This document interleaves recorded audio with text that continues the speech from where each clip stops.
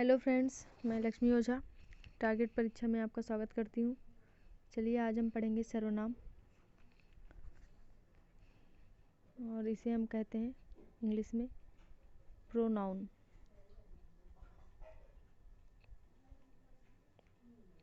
तो आज हम पढ़ेंगे प्रोनाउन और चलिए शुरू करते हैं।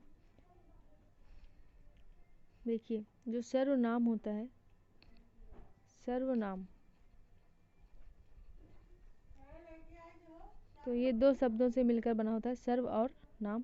तो सर्व मतलब क्या होता है? सबका, और नाम मतलब होता है नाम। ठीक, जो सबका नाम होता है उसी को हम क्या कहते हैं? सर्वनाम।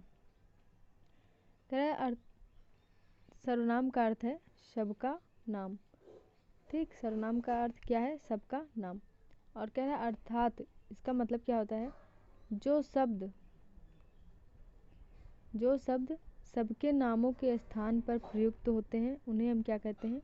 या हो सकते हैं उन्हें हम सर्वनाम कहते हैं। और दूसरे शब्दों में हम कह सकते हैं जो संज्ञा के स्थान पे, ठीक, संज्ञा के स्थान पे जो शब्द आते हैं, जो शब्द वहाँ पे प्रयोग किए जाते हैं, वो हमारे क्या होते हैं? सर्वनाम, जो संज्ञा के स्थान पर आते हैं। ठीक, जैसे किसी का नाम हुआ, वस्तु हुआ, उसके स्थान पे कोई शब्द आए तो वो हमारा क्या होता है? सर्वनाम। जैसे हमारा होता है, जैसे मैं, तुम, हम, वे, आप, ये सब क्या है? सर्वनाम है। ठीक, मैं, तुम, हम, वे, आप, ये सब के सब क्या है? सर्वनाम। वहाँ पे व्यक्ति विशेष का नाम नहीं होता है। वहाँ पे जैसे हम, तुम ऐसे करके हम बात करते हैं वहाँ पे, तो ये हमारा होता है सर्वनाम। ठीक, अगर वहाँ पे व्यक्ति का नाम दिया है तो वो हमारी हो जाती है संज्ञा। अगर व्यक्ति का नाम दिया हुआ है तो हमारा हो जाता है, वहाँ पे संज्ञा हो जाती है।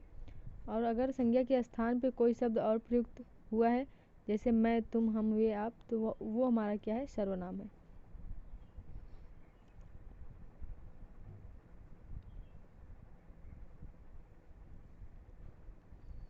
चलिए, सर्वनाम के भेद। तो सर्वनाम के हमारे कितने भेद हैं? 6 भेद हैं। सर्वनाम के 6 भेद होते हैं। पुरुषवाचक सर्वनाम, निश्चयवाचक सर्वनाम, अनिश्चयवाचक सर्वनाम, प्रश्नवाचक सर्वनाम, संबंधवाचक सर्वनाम और निजवाचक सर्वनाम। ठीक, तो चलिए एक एक करके हम पढ़ते हैं। पहला है पुरुषवाचक सर्वनाम। इसे हम इंग्लिश में कहते हैं पर्सनल नाउन, पर्सनल प्रोनाउन। ठीक, पर्सनल प्रोनाउन कहते हैं इसे हम। और चलिए, कह रहा है किसी भी प्रसंग में वक्ता के सामने 3 प्रकार के पुरुष होते हैं। ठीक, पहला वह स्वयं होता है, दूसरा सुनने वाला होता है, और तीसरा जो है वो अन्य व्यक्ति होता है। इन्हें हम उत्तम पुरुष, मध्यम पुरुष और अन्य पुरुष कहते हैं। ठीक, उत्तम पुरुष, मध्यम पुरुष और अन्य पुरुष। तो जैसे हम 3 व्यक्ति बैठे हुए हैं, तो ये मैं, ये तुम और ये कोई और है। ठीक है, कोई और मान लीजिए।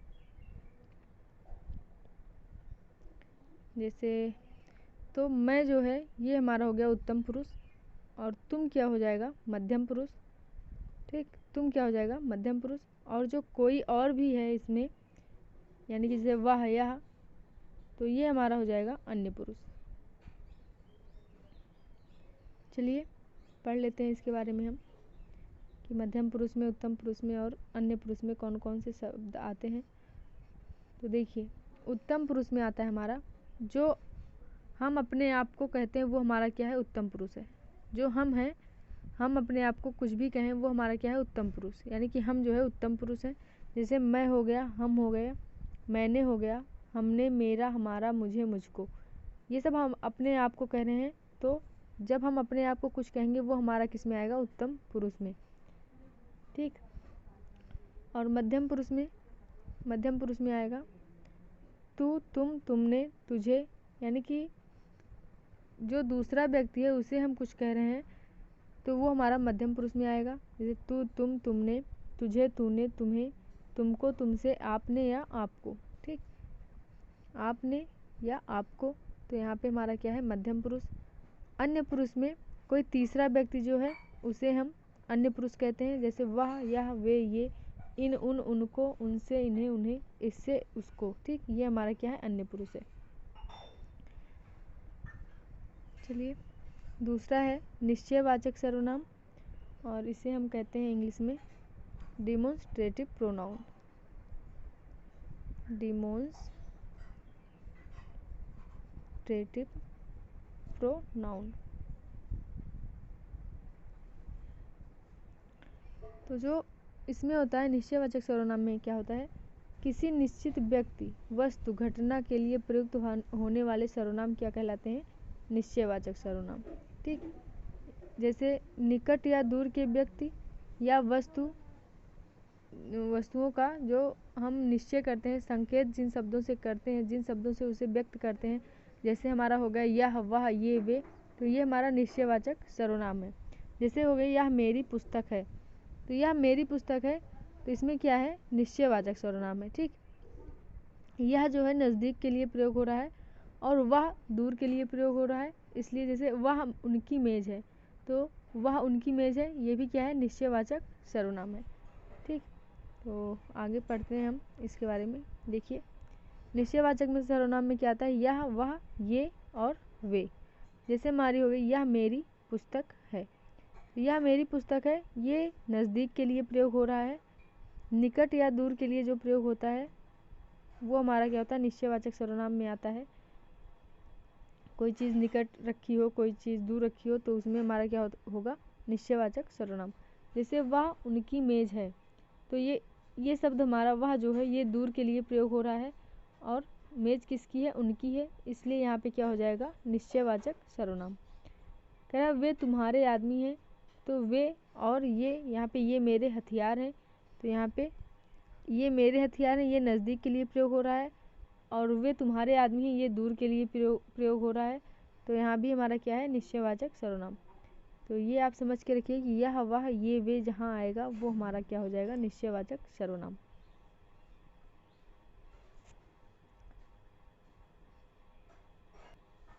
और जो हमारा पुरुषवाचक सर्वनाम है उसमें भी यह, वह, ये, वे आते हैं, लेकिन वो जो है वो व्यक्ति विशेष के लिए प्रयोग होता है। जैसे हमारा है पुरुषवाचक सर्वनाम में, जैसे यह पढ़ता है, यह पढ़ता है, तो देखिए ये जो है यह का प्रयोग किसके लिए हो रहा है, किसी व्यक्ति के लिए हो रहा है, इसलिए ये पुरुषवाचक है। और जैसे हो गया निश्चयवाचक में, यह मेरी पुस्तक है, तो जो यह मेरी पुस्तक है ये किसके लिए प्रयोग हो रहा है, किसी व्यक्ति के लिए ना प्रयोग होकर ये वस्तु की ओर संकेत कर रहा है, तो यहाँ पे क्या हो जाएगा, यहाँ पे हमारा निश्चयवाचक सर्वनाम हो जाएगा। ठीक, जैसे हो गया यह मेरी बेटी है। ठीक, तो ये जो है यह जो है वो किसी और के लिए प्रयोग हो रहा है, तो यहाँ पे निश्चयवाचक सर्वनाम हो जाएगा। ठीक, जैसे अगर जो हमारा पुरुषवाचक सर्वनाम है वो किसी व्यक्ति विशेष के लिए प्रयोग होता है, जैसे वह बहुत खेलता है, तो ये किसी व्यक्ति के लिए प्रयोग हो रहा है कि वह बहुत खेलता है, कोई व्यक्ति है उसे कहा जा रहा है कि वो बहुत खेलता है। ठीक, लेकिन यहाँ पे क्या है, यह मेरी बेटी है, यह मेरी बेटी है,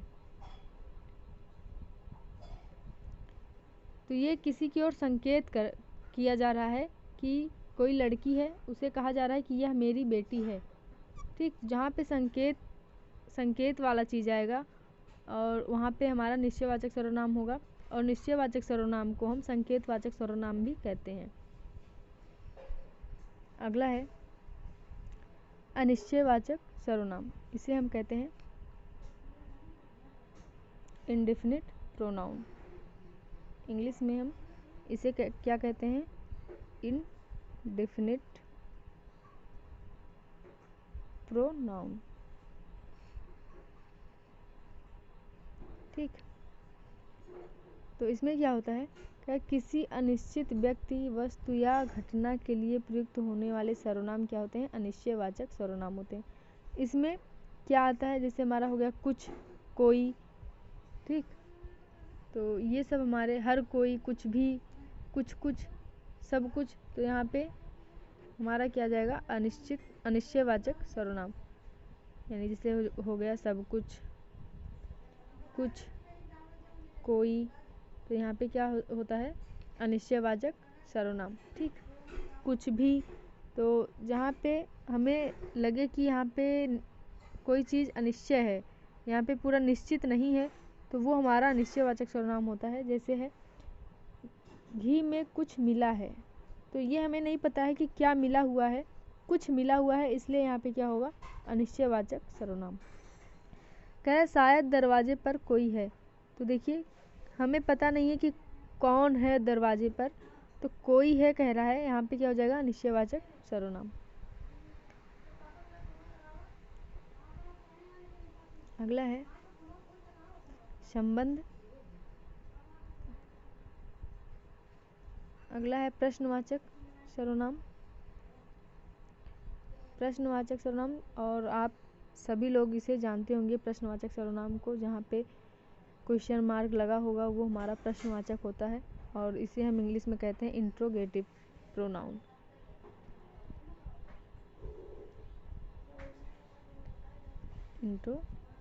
इंट्रोगेटिव प्रोनाउन, ठीक। कह रहा है जिस सर्वनाम से किसी व्यक्ति, वस्तु आदि के बारे में प्रश्न बोध हो, उन्हें हम प्रश्नवाचक सर्वनाम कहते हैं। जैसे तुम यहाँ क्यों आए हो, तो देखिए क्यों आए हो, यहाँ पे प्रश्न का बोध हो रहा है कि कोई प्रश्न कर रहा है कि तुम यहाँ क्यों आए हो।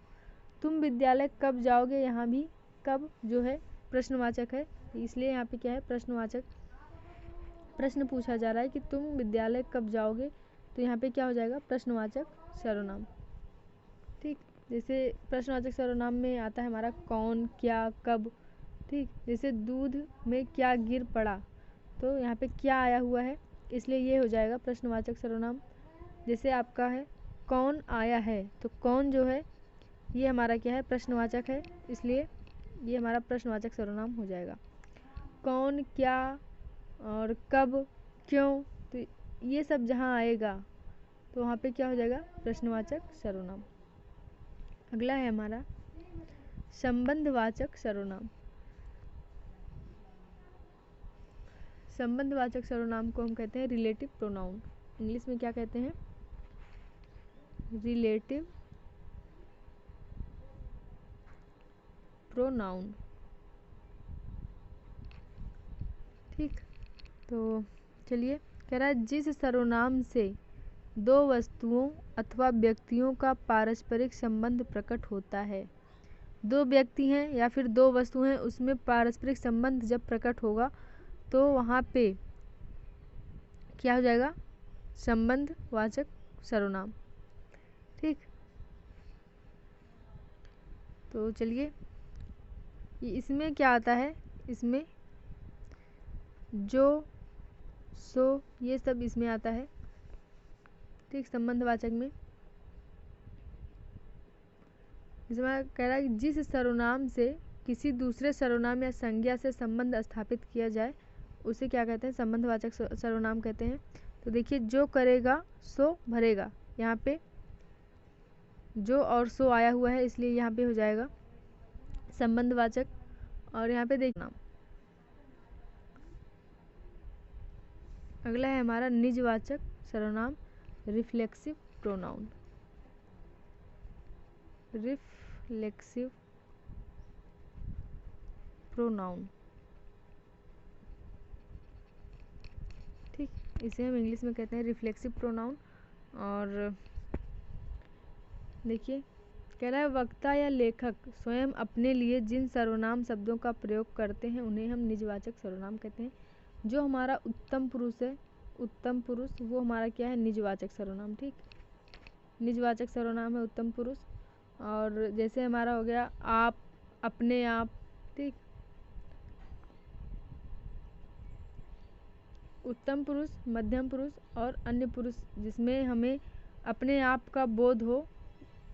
प्रथम पुरुष यानी कि जो हमारा उत्तम पुरुष प्रथम पुरुष है, उत्तम पुरुष और प्रथम पुरुष, उत्तम द्वितीय पुरुष या तृतीय पुरुष भी कहते हैं। तो प्रथम पुरुष, उत्तम पुरुष और मध्यम पुरुष जो है हमारा, या फिर हम कहेंगे उत्तम पुरुष, मध्यम पुरुष, अन्य पुरुष जो है, ठीक। जो हम प्रथम पुरुष है इसे हम अन्य पुरुष के नाम से भी जानते हैं। तो अगर इसमें हमें निजत्व का, अपने आप का बोध कराए जो शब्द, उसे हम निजवाचक सर्वनाम कहते हैं, ठीक। जैसे हमारा है यह कार्य मैं अपने आप कर लूँगा, तो अपने आप जो है ये हमारा क्या है, निजवाचक, क्योंकि हम इसे अपने लिए कह रहे हैं कि हम अपने आप कर लेंगे ये काम, ठीक। तो यहाँ पे निजवाचक सर्वनाम हो जाएगा। चलिए इसका उदाहरण देख लेते हैं। देखिए कह रहा है जो सर्वनाम तीनों पुरुषों उत्तम, मध्यम और अन्य में निजत्व का बोध कराता है उसे निजवाचक सर्वनाम कहते हैं। जैसे मैं खुद लिख लूँगा, तो यहाँ पे खुद जो है ये अपने आप का बोध करा रहा है, यानी कि निज मतलब क्या होता है, निजी चीज़ क्या होती है, जो अपनी हो, ठीक। जो निजी होता है वो खुद का होता है, अपना होता है, इसलिए यहाँ पे खुद का कह रहा है कि मैं खुद से लिख लूँगा, तो खुद जो है वो हमारा निजवाचक सर्वनाम हो जाएगा। कह रहा है तुम अपने आप चले जाना, तो अपने आप क्या है, ये हमारा निजवाचक सर्वनाम है। कह रहा है वह स्वयं गाड़ी चला सकती है, तो स्वयं यहाँ पे क्या है, स्वयं हमारा है निजवाचक सर्वनाम, ठीक। और कह रहा है कि अपने आप, और यहाँ पे कह रहा है उपयुक्त वाक्यों में खुद, अपने आप और स्वयं शब्द निजवाचक सर्वनाम है, ठीक।